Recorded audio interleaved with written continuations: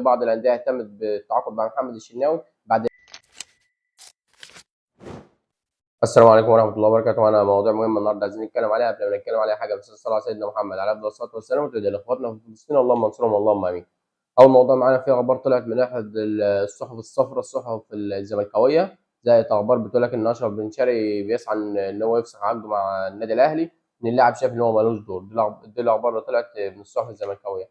اشرف بن شرقي طلع رد عليهم بتويته، واعتذر جمهور النادي الاهلي ان هم طلعوا من بطوله كاس العالم للانديه، ووعدهم ان اللي جاي احسن.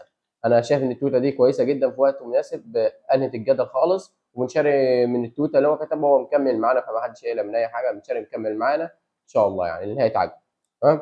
الخبر الثاني معانا خوسيه بيرو وصلت له اخبار ان النادي الاهلي بينوي الاستغناء عن وسام ابو علي، واخبارهم ان وسام ابو علي ركيزه اساسيه من التشكيل الاساسي، ما ينفعش الاستغناء عنه ابدا. ووسام ابو علي حجر اساسي في الفريق، فصعب جدا ان هم يستغنوا عن وسام ابو علي. ده كلام خوسيه بيرو. خوسيه مقتنع باللاعب جدا.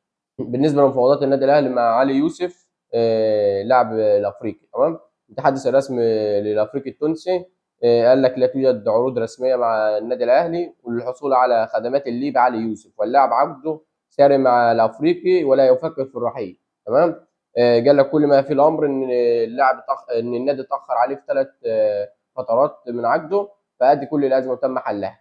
تمام. بس ده كل الاخبار بالنسبه لعلي يوسف وانتقاله للنادي الاهلي، فاعتقد ان هو بعيد جدا. كل اخبار اتذاعت من بعض الصحف الثانيه ان لم يجد جديد يعني.